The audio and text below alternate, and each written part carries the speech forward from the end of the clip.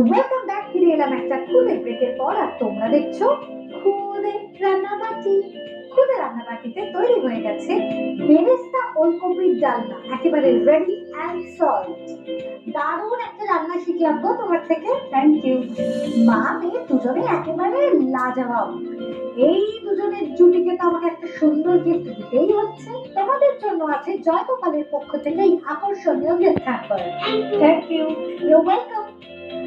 এবার হবে জমিয়ে খাওয়া দাওয়া, কিন্তু তার আগে বেরেস্তা ওলকপির ডালনা আমরা কিভাবে বানালাম দেখিয়ে দেবো আরো একবার। প্রথমে কড়াইতে ওলকপির টুকরো নিয়ে তাতে কাশ্মীরি লঙ্কা গুঁড়ো, নুন, পেঁয়াজ কুচি, হলুদ গুঁড়ো ও পরিমাণ মতো জল দিয়ে ঢেকে সেদ্ধ করে পেস্ট করে নাও। এবার অন্য কড়াইতে সরষের তেল গরম করে তাতে গোটা শুকনো লঙ্কা ফোড়ন দিয়ে পেঁয়াজ বাটা ও আদা বাটা দিয়ে একটু ভেজে নাও। তারপর এতে হলুদ গুঁড়ো, কাশ্মীরি লঙ্কা গুঁড়ো, কাসুন্দি, স্বাদ মতো নুন ও বানিয়ে রাখা ওলকপির মিশ্রণটা দিয়ে কষিয়ে পরিমাণ মতো জল দিয়ে দাও। ফুটে উঠলে ভাজা কাতলা মাছগুলো এতে দিয়ে নেড়ে চেড়ে ওপর থেকে বেরেস্তা ও চেরা কাঁচা লঙ্কা ছড়িয়ে দিলেই রেডি বেরেস্তা ওলকপির ডালনা। প্রথমেই যেটা খাবো সেটা হলো কুমড়ো দানার বড়া।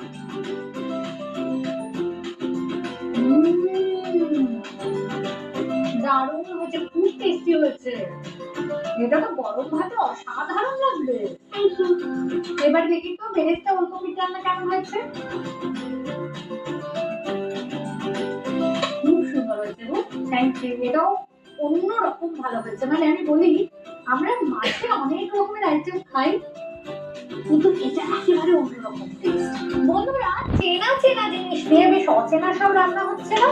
দারুণ লাগছে এই রান্না। দুটো রান্নাই আমার দারুণ লেগেছে, কিন্তু তার মধ্যে সবচেয়ে বেশি ভালো লেগেছে আবৃত্তির রান্না। তাই আবৃত্তি হয়ে গেছে আজকের ফুডের শেফ। আবৃত্তি, তোমার জন্য কিন্তু অনেকগুলো গিফট আছে, তুমি দেখতে চাও? তাহলে চলো ফুডের শেফের জন্য কি কি গিফট থাকলো ঝটপট দেখি।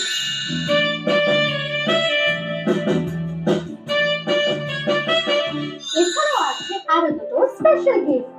গুবলু কুমার, ও ওয়াও, গুবলু কুমার কি নিয়ে এসেছে দেখতে চাও? নিয়ে এসেছে একটা কুকিং সার্টিফিকেট, আর এনেছে একটা, ইয়েস ইয়েস, তোমার মাথায় যেটা ঢুকবে না, শেফ ক্যাপ। কাকুদের শেফকে দারুণ লাগছে দেখতে, একটা ছবি তুলি। এসো এসো এসো এসো।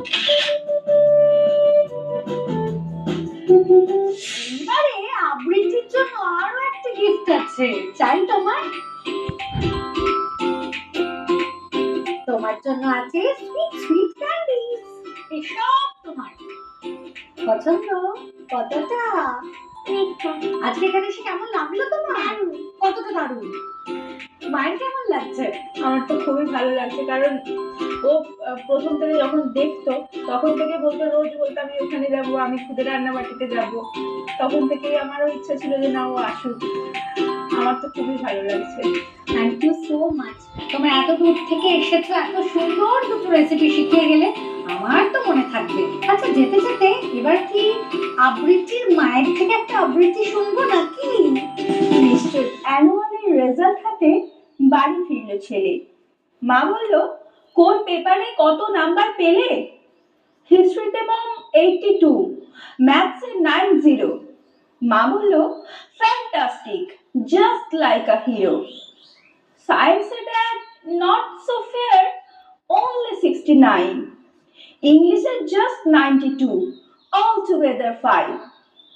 জিওগ্রাফির পেপারে তো 100 ডুবিয়ে দিল বেঙ্গলিটাই, ভেরি পুয়ার গ্রেড।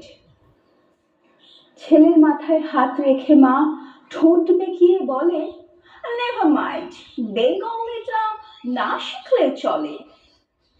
বাবা বলল, বেশ বলেছ বঙ্গমাতার কন্যে, বাংলা টাংলা আমার মতন অশিক্ষিতের জন্যে।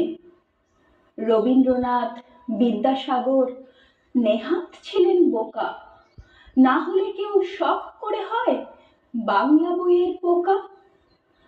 মা বলল, চুপ করো তো, ওর ফলটা কিসে? স্কুলে কেন বেঙ্গলিটা পড়াই